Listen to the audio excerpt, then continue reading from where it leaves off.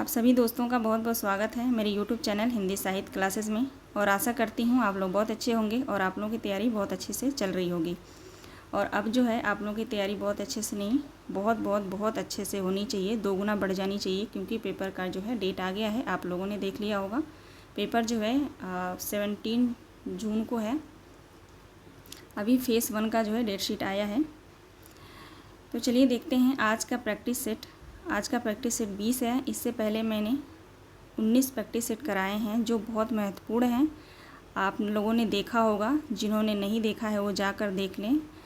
मैंने जो है हर प्रैक्टिस सेट में सेलेक्टेड क्वेश्चन लिया है पेपर को ध्यान में रखते हुए, और आगे भी मैं प्रैक्टिस सेट ऐसे ही आप लोगों को अच्छे जो क्वेश्चन परीक्षा के लिए उपयोगी है वही क्वेश्चन जो है हर प्रैक्टिस सेट में होगा।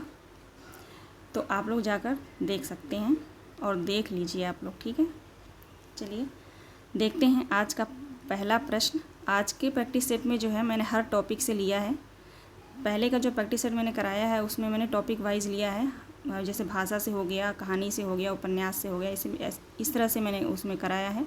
और इस प्रैक्टिस सेट में सभी टॉपिक से है। तो आप लोग ज़रूर देखेंगे, क्लास में बने रहेंगे, ठीक है। चलिए देखते हैं आज का प्रश्न। आज का पहला प्रश्न है, साना साना हाथ जोड़ी किस विधा की रचना है। प्रश्न है, साना साना हाथ जोड़ी किस विधा की रचना है।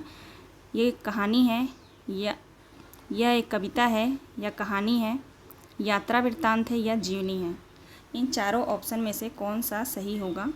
प्रश्न है, साना साना हाथ जोड़ी किस विधा की रचना है।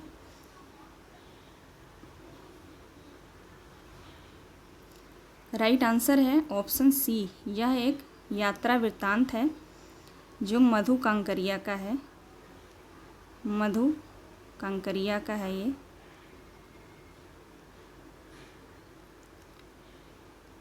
यह जो रचना है मधु कांकरिया का है और यात्रा वृत्तांत है।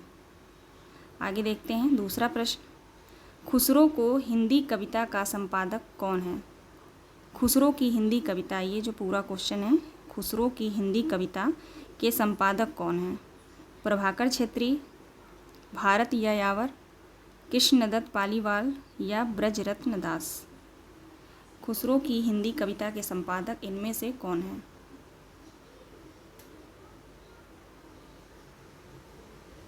इसका सही जवाब है ऑप्शन डी, ब्रजरत्न दास। तीसरा प्रश्न देखते हैं, ब्रज भाषा का विकास किससे हुआ है। सौरसेनी से, मागधी से, अर्धमागधी से या पैसाची से। ब्रज भाषा का विकास किससे हुआ है। इसका सही जवाब है ऑप्शन ए, सौरसेनी अपभ्रंश से हुआ है। ब्रज भाषा का विकास जो है सौरसेनी अपभ्रंश से हुआ है। अगला प्रश्न है, सिद्ध कवियों की भाषा को सांध्य भाषा किसने कहा था। हेमचंद्र ने, अद्वैय ब्रज तथा मुनिदत्त ने, मेरुतुंग ने या सुकुमार सेन ने।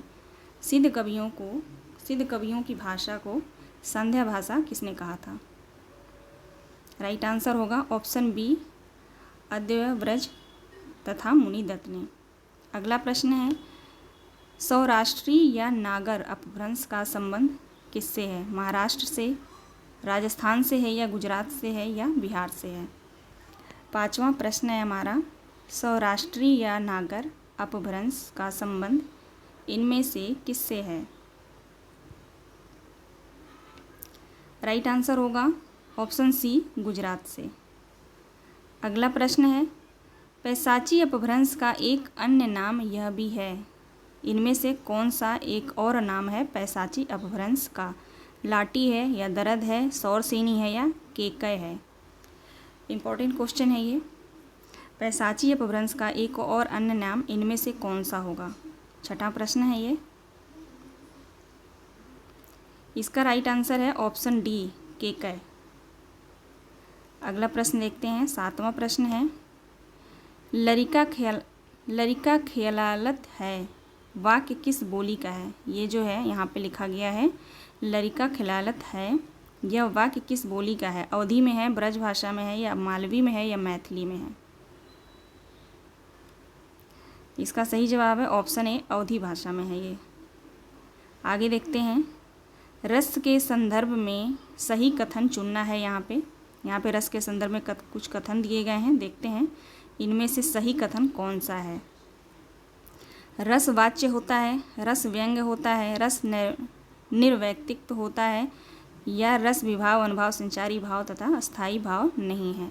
इनमें से कौन सा सही कथन है ये बताना है। 8वां प्रश्न है, यहाँ नीचे यहाँ पे कूट दिया गया है, इनमें से कौन सा सही होगा देखते हैं। रस वाच्य होता है ये गलत है।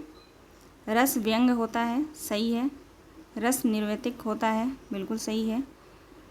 रस विभाव अनुभाव संचारी भाव तथा स्थायी भाव नहीं है ये भी सही है। राइट आंसर होगा हमारा 2, 3, 4, बी ऑप्शन सही होगा। अगला प्रश्न है, अनिश्चयवाचक सर्वनाम इनमें से कोई कौन है। राइट आंसर ऑप्शन बी कोई होगा।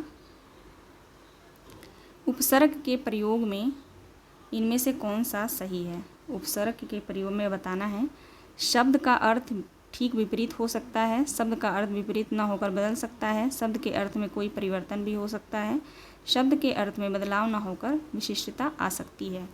इनमें से कौन सा सही होगा। ये जो है चारों सही है। उपसर्ग के प्रयोग में जो है चारों यहाँ पे जो दिया गया है कथन वो चारों सही हैं। तो यहाँ पे राइट आंसर हो जाएगा हमारा ऑप्शन डी, 1, 2, 3, 4 चारों सही हैं। अगला प्रश्न देखते हैं, यहाँ भी कूट दिया गया है। 11वां प्रश्न है, हजारी प्रसाद द्विवेदी कृत अशोक के फूल निबंध की पंक्तियाँ इनमें से कौन हैं। हजारी प्रसाद द्विवेदी कृत अशोक के फूल निबंध की पंक्तियाँ हैं। अशोक के फूल केवल एक फूल की कहानी नहीं, भारतीय संस्कृति का एक अध्याय है। दूसरा ऑप्शन है, दुनिया बड़ी भुलक्कड़ है, केवल उतना ही याद रखती है जितने में उसका स्वार्थ सदता है। तीसरा ऑप्शन है, पंडिताई भी एक बोझ है, परस्पर की निष्कपट सेवा से ही मनुष्य जाति का कल्याण हो सकता है। यहाँ पे हजारी प्रसाद का जो निबंध है अशोक का फूल, उसके बारे में ये पंक्तियाँ दी गई हैं। इनमें से कौन कौन सी हैं ये बताना है।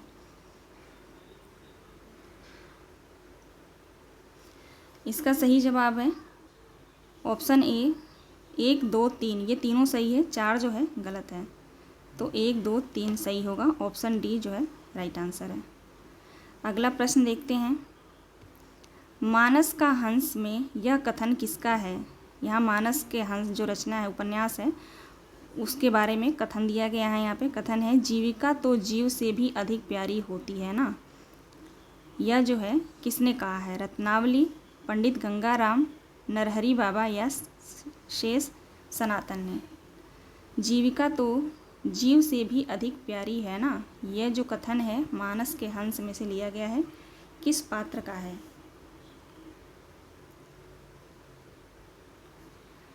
यह जो कथन है पंडित गंगाराम का है, पंडित गंगाराम का है। राइट ऑप्शन जो है ऑप्शन बी राइट होगा। अगला प्रश्न है, अधो हस्ताक्षरी में कौन सा उपसर्ग है। अधो हस्ताक्षरी में कौन सा उपसर्ग है।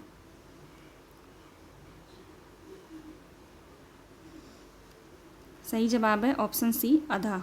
अधा जो उपसर्ग है इसमें। अगला प्रश्न है, 14वां प्रश्न है, माली आवत देख करी कलियां करी पुकार, फूले फूले चुन लिए कली हमारी बार। इस दोहे में कौन सा अलंकार है। इन दोहों में कौन सा अलंकार है। व्यतिरेक अलंकार है, अप्रस्तुत प्रशंसा अलंकार है, विशेषोक्ति है या असंगति है।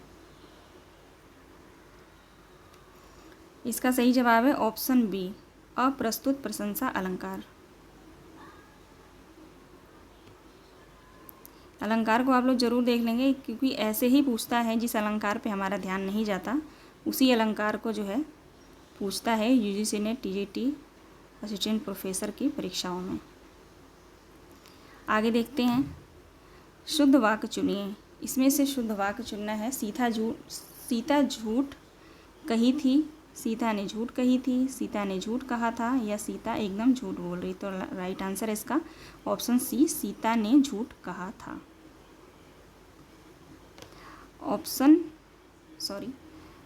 16वां प्रश्न है, द्रविड़ परिवार की कितनी भाषाएं हैं? 2 हैं, 3 हैं, 4 हैं या 5 हैं? द्रविड़ परिवार की कितनी भाषाएं हैं? राइट आंसर है द्रविड़ परिवार की जो है 4 भाषाएं हैं। अगला प्रश्न है, एकाक्षरी परिवार किस भाषा परिवार का नाम है? भारोपी परिवार का या जापानी कोरियाई परिवार का? सी ऑप्शन है यूराल अल्ताई परिवार या डी चीनी तिब्बती परिवार का। एकाक्षरी परिवार किस भाषा परिवार का नाम है? सही जवाब होगा ऑप्शन डी चीनी तिब्बती परिवार के। अगला प्रश्न है, पितु रिक्शा में कौन सा संधि होगा? पितु रिक्शा में कौन सा संधि होगा? स्वर संधि होगा या व्यंजन होगा या विसर्ग होगा या इनमें से कोई नहीं? तो राइट आंसर है इसका विसर्ग संधि होगा। पितु रिक्शा में जो है विसर्ग संधि होगा। पितुः पितः प्लस इच्छा, ये जो होगा इसका संधि विच्छेद होगा, पिता प्लस इच्छा।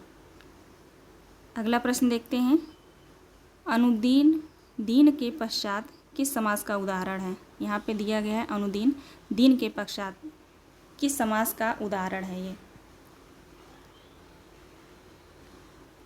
ये जो समास है अनुदीन, राइट आंसर होगा अव्ययीभाव समास है ये। अत्यधिक संधि के नियम हैं। अत्यधिक संधि के नियम इनमें से कौन हैं?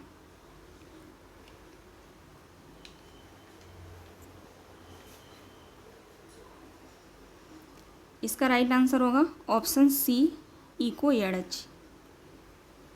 अगला प्रश्न है, रथ चालक में कौन सा समास होगा? रथ चालक में कौन सा समास होगा?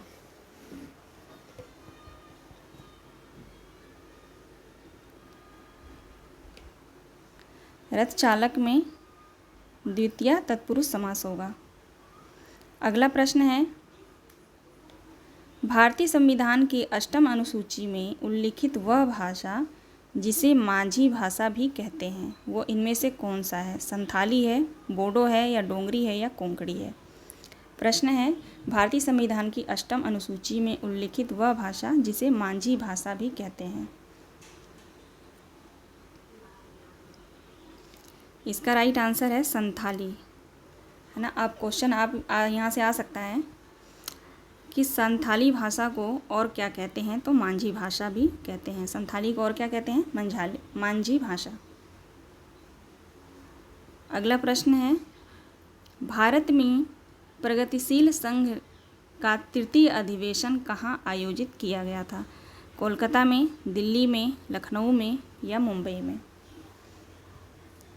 भारत में प्रगतिशील लेखक संघ का तृतीय अधिवेशन कहाँ आयोजित किया गया था? ये जितने भी प्रगतिशील लेखक संघ की जो अधिवेशन हुए हैं वो सब आपको याद होना चाहिए। यहाँ से प्रश्न आता ही आता है। तृतीय अधिवेशन कहाँ हुआ था ये पूछा जा रहा है। इसका सही जवाब है दिल्ली में हुआ था। अगला प्रश्न है, नवीन चंद्रोदय किस विधा की रचना है? कविता संग्रह है, आत्मकथा है, व्याकरण है या यात्रा वृत्तांत है? नवीन चंद्रोदय किस विधा की रचना है?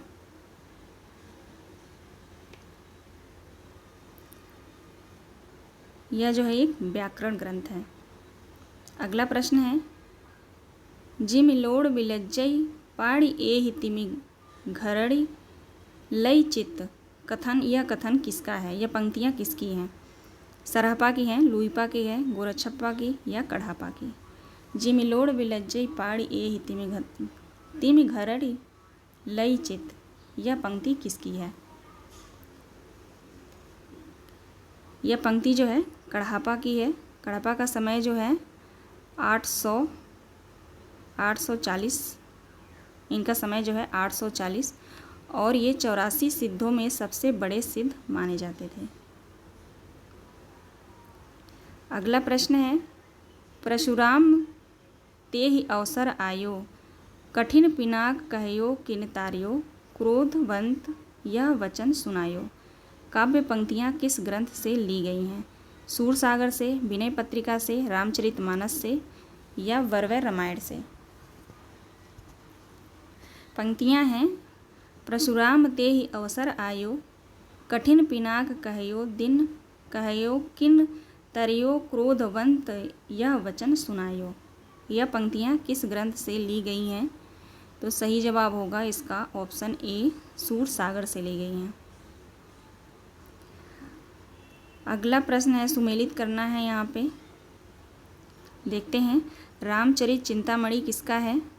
रामचरित चिंतामणि जो है रामचरित उपाध्याय का है। कौशल किशोर दूसरा है, कौशल किशोर। तो कौशल किशोर जो है बलदेव प्रसाद मिश्र का हो जाएगा, बलदेव प्रसाद मिश्र का। श्री रामचंद्रोदय रामनाथ ज्योतिषी का। साकेत जो है मैथिली शरण गुप्त का। हमारा राइट आंसर हो जाएगा 4, 3, 2, 1। 4, 3, 2, 1। बी जो है सही उत्तर है, 4, 3, 2, 1। यहाँ पे एक ही जो एक तरह से ऑप्शन है, यहाँ बी भी 4, 3, 2, 1 है, डी भी ऑप्शन है। कोई बात नहीं, इसको काट देते हैं। हमारा राइट आंसर ऑप्शन बी होगा।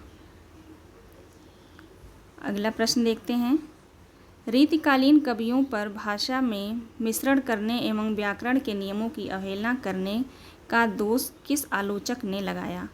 रामविलास शर्मा ने, रामकुमार वर्मा ने, रामचंद्र शुक्ल या हजारी प्रसाद द्विवेदी? रीतिकालीन कवियों पर भाषा में मिश्रण करने या व्याकरण के नियमों की अवहेलना का दोष किस आलोचक ने लगाया है? इसका सही जवाब है ऑप्शन सी, आचार्य रामचंद्र शुक्ल ने। अगला प्रश्न है, निम्नलिखित रीति ग्रंथों का रचना काल की दृष्टि से सही अनुक्रम बताना है। यहाँ पे सही अनुक्रम बताना है, कौन सा पहले आएगा।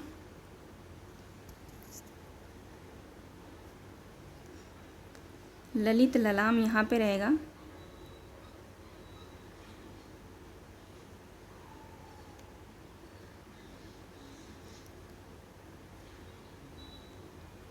ललित ललाम। हमारा राइट आंसर यही होगा, ऑप्शन डी। पहले विज्ञान गीता, रस विलास, रस रत्नाकर, फिर ललित ललाम। विज्ञान गीता जो है केशवदास का है, विज्ञान गीता केशवदास का है। और रस विलास चिंतामणि का है। रस रत्नाकर जो है सुखदेव का है। और ललित ललाम मतीराम का है। अगला देखते हैं, बिहारी सतसई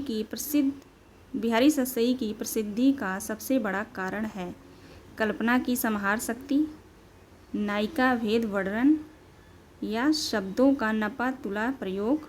डी ऑप्शन है, स्वस्थ संयोग श्रृंगार वर्णन। बिहारी सतसई के बारे में यहाँ पे पूछा जा रहा है, कौन सा सबसे बड़ा कारण है? इसका सही जवाब है ऑप्शन ए, कल्पना की समाहार शक्ति। बिहारी सतसई की प्रसिद्धि का जो सबसे बड़ा कारण है वो है कल्पना की समाहार शक्ति। अगला प्रश्न देखते हैं, इनमें से कौन सा ग्रंथ पद्माकर को उच्च कोटि का रस सिद्ध कवि मतलब क्वेश्चन यहाँ पे कुछ मिसप्रिंट है। इनमें से कौन सा ग्रंथ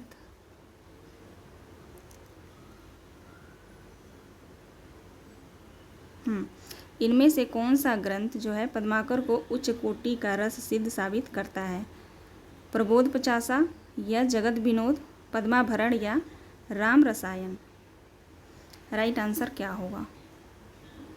इनमें से कौन सा ग्रंथ पद्माकर को उच्च कोटि का रस सिद्ध कवि सिद्ध करता है? राइट आंसर होगा इसका ऑप्शन बी, जगत विनोद। अगला प्रश्न है, निम्नलिखित रीतिकालीन कवियों का जन्म काल के अनुसार सही अनुक्रम क्या होगा?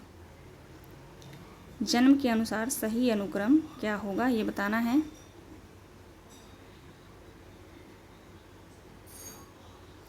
इसका राइट आंसर होगा ऑप्शन सी, बिहारी, रसनिधि, नृपशंभु, रसलीन। बिहारी का जन्म जो है 1595, बिहारी का जन्म जो है 1595 में है, और रसनिधि का जो है 1603, यहाँ पे 1595, ये 1603 है, 1603 रसनिधि का है। नृपशंभु का जो है 1657 है, 57, और रसलीन 1999, 1999। सी जो है सही जवाब है। अगला प्रश्न देखते हैं। अगला प्रश्न है, निम्नलिखित भारतेंदु मंडल में कवियों का जन्म काल के अनुसार सही अनुक्रम क्या होगा? भारतेंदु मंडल के कवियों का जन्म काल के अनुसार सही अनुक्रम क्या होगा?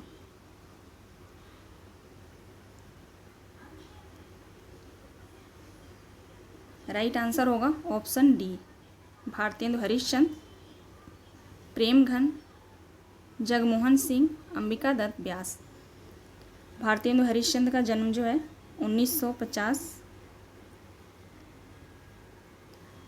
1950, प्रेमघन का 55, ठाकुर जगमोहन का 57, अंबिका दत्त व्यास का 58।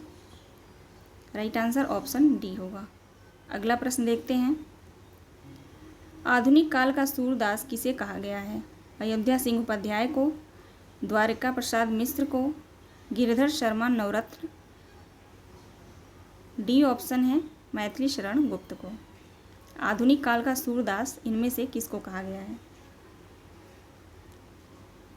राइट आंसर है ऑप्शन ए, अयोध्या सिंह उपाध्याय हरिऔध को। अगला प्रश्न देखते हैं। झंडा ऊंचा रहे हमारा राष्ट्रगीत के रचनाकार कौन है? झंडा ऊंचा रहे हमारा राष्ट्रगीत के रचनाकार कौन माने जाते हैं? तो राइट आंसर इसका होगा ऑप्शन बी, श्यामलाल पार्षद। देखते हैं अगला प्रश्न। अशब्द अधरों का सुना भाष, मैं कवि हूँ पाया है प्रकाश। काव्य पंक्तियाँ का इन काव्य पंक्तियों के रचयिता कौन है? जयशंकर प्रसाद हैं, सुमित्रा नंदन पंत हैं, निराला हैं या दिनकर हैं? अशब्द अधरों का सुना भाष, मैं कवि हूँ पाया है प्रकाश, ये काव्य पंक्तियाँ किस रचयिता की हैं? ये काव्य पंक्तियाँ जो हैं निराला जी की हैं। ऑप्शन सी राइट होगा। देखते हैं अगला प्रश्न। केदारनाथ अग्रवाल की इन काव्य कृतियों का सही अनुक्रम बताइए। केदारनाथ अग्रवाल की काव्य कृतियाँ सही अनुक्रम बताना है। इसका राइट आंसर होगा ऑप्शन डी, युग की गंगा, हे तुम मेरी, आत्मगंध और पुष्पदीप। डी ऑप्शन जो है सही होगा। देखते हैं अगला प्रश्न। वियोगी होगा पहला कवि, आह से उपजा होगा गान, उमड़ कर आँखों से चुपचाप बही होगी कविता अनजान। काव्य पंक्तियाँ पंत जी की किस कविता से ली गई हैं? आंसू से, काव्य चेतना, या गीतों का स्रोत, या गीत दूत। यह काव्य पंक्तियाँ पंत जी के किस कविता से ली गई हैं?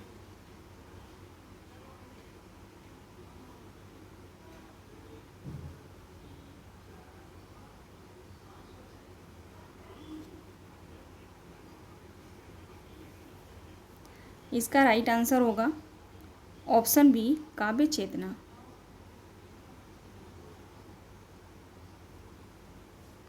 अगला प्रश्न है। यह सबसे कठिन समय नहीं कविता किसकी है? यह सबसे कठिन समय नहीं यह कविता किसकी है? अनामिका की है, जया जादवानी की है, मैत्री पुष्पा की है, या इंदु जैन की है? 39 प्रश्न है। यह सबसे कठिन समय नहीं, यह कविता किसकी है? यह कविता जो है जया यादवानी की है। ऑप्शन बी सही होगा। अगला प्रश्न देखते हैं। बहुत बहुत ज़्यादा लिया, दिया बहुत कम, मर गया देश अरे जीवित रह गए तुम। यह काव्य पंक्तियों के कवि कौन हैं? इन काव्य पंक्तियों में कवि ने क्या कहा है? ये जो एक पंक्तियाँ दी गई हैं, इसका अर्थ क्या होगा ये बताना है।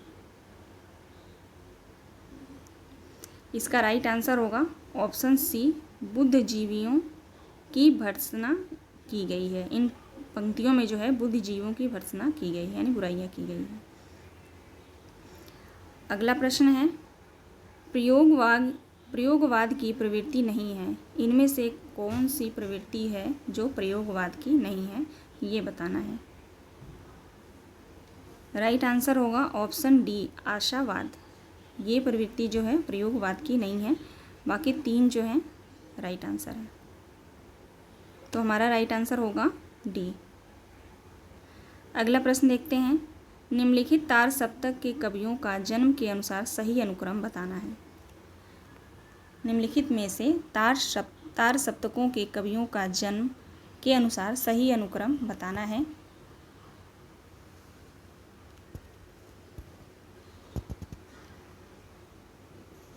इसका सही जवाब होगा ऑप्शन ए, अज्ञेय रामविलास शर्मा, मुक्तिबोध नेमिचंद्र जैन। अज्ञेय का जो जन्म है 1911, रामविलास शर्मा 1912,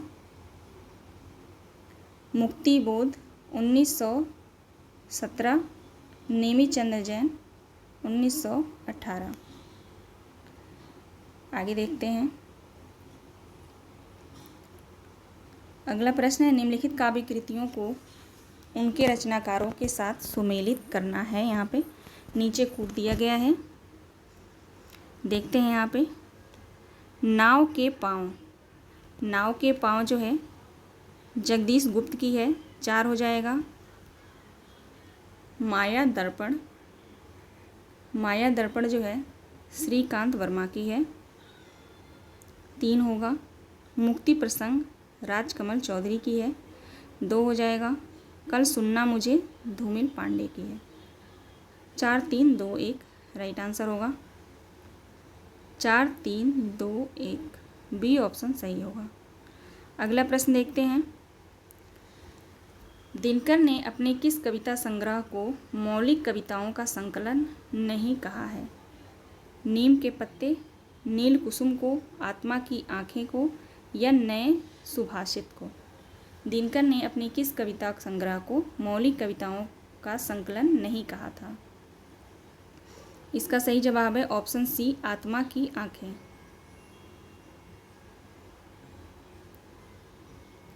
अब देखते हैं अगला प्रश्न। अगला प्रश्न है, चिंतामणि भाग 3 का संपादन किसने किया था? चिंतामणि भाग 3 के संपादक कौन हैं, ये बताना है।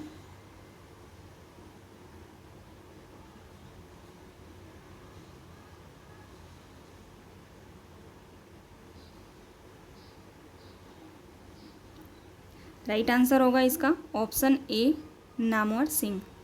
चिंतामणि भाग 3 में जो है टोटल 21 निबंध जो है इसमें संकलित हैं और इस निबंध का प्रकाशन वर्ष जो है 1983 है। इसका प्रकाशन वर्ष जो है 1983 है और 21 निबंध इसमें संकलित हैं।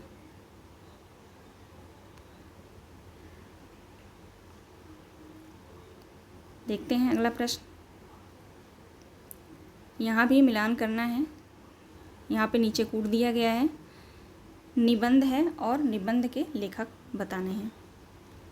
देखते हैं लेखांजलि किसका है? लेखांजलि महावीर प्रसाद द्विवेदी का है, तो 4 हो जाएगा। कवि और चित्रकार गोविंद नारायण मिश्र का है, 3 होगा। कर्तव्य और सभ्यता बाबू श्याम सुंदर दास 2 होगा। मुझे मेरे मित्र से बचाओ पदम सिंह शर्मा 4 3 2 1। इसका भी राइट आंसर होगा 4 3 2 1। ऑप्शन ए सही होगा। अब देखते हैं अगला प्रश्न। 48 प्रश्न है। लखनवी अंदाज के लेखक कौन हैं? लखनवी अंदाज के लेखक कौन हैं? सही जवाब है ऑप्शन बी यशपाल है। यह एक व्यंग्य रचना है। अगला प्रश्न है। शिरीष के फूल किस निबंध संग्रह में संकलित है? अशोक के फूल में, विचार और वितर्क में, कल्पलता में या आलोक पर्व में? शिरीष के फूल निबंध किस निबंध संग्रह में संकलित है? इसका राइट आंसर होगा कल्पलता। शिरीष का फूल निबंध जो है वो कल्पलता निबंध में संकलित है। आज का लास्ट और 50 प्रश्न है। प्रकाशन काल की दृष्टि से अज्ञेय के निम्नलिखित निबंधों का सही अनुक्रम बताना है। प्रकाशन काल की दृष्टि से अज्ञेय के निम्नलिखित निबंधों का सही अनुक्रम क्या होगा?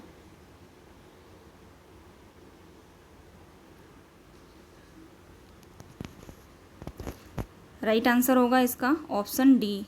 पहले त्रिशंकु आएगा, फिर धार और किनारे, कहाँ है द्वारिका, संदर्भ, ये सर्जना और संदर्भ है यहाँ पे, ये गलत है। यहाँ पे आएगा, एक मिनट,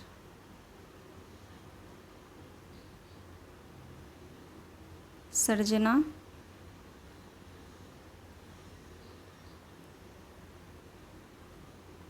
संदर्भ, सर्जना और संदर्भ यहाँ पे आएगा। तो राइट आंसर हमारा ऑप्शन डी होगा। त्रिशंकु जो है 1945 में है। त्रिशंकु 1945 में है। धार और किनारे 82 में है, 1982 में है। कहाँ है द्वारका, ये भी 1982 में ही है। और सर्जना और संदर्भ जो है 85 में है, 1985। राइट आंसर हमारा ऑप्शन डी होगा। चलिए, आज का ये लास्ट क्वेश्चन था। आशा करती हूँ इस क्वेश्चन से आप लोगों को जो है बहुत हेल्प मिले। आप लोग इस क्लास को ज़रूर देखिएगा। पसंद आया होगा तो आप लोग लाइक और सब्सक्राइब ज़रूर करिएगा। इससे थोड़ा मनोबल बढ़ता है, ठीक है, और अच्छा लगता है। आप लोग प्लीज़ साथ दीजिए मेरा, है ना। और आप लोग तैयारी जो है अपना अच्छे से तैयारी करते रहिए। पेपर जो है बहुत नज़दीक है। चलिए, मिलते हैं नेक्स्ट प्रैक्टिस सेट में। आप सभी दोस्तों का बहुत बहुत धन्यवाद।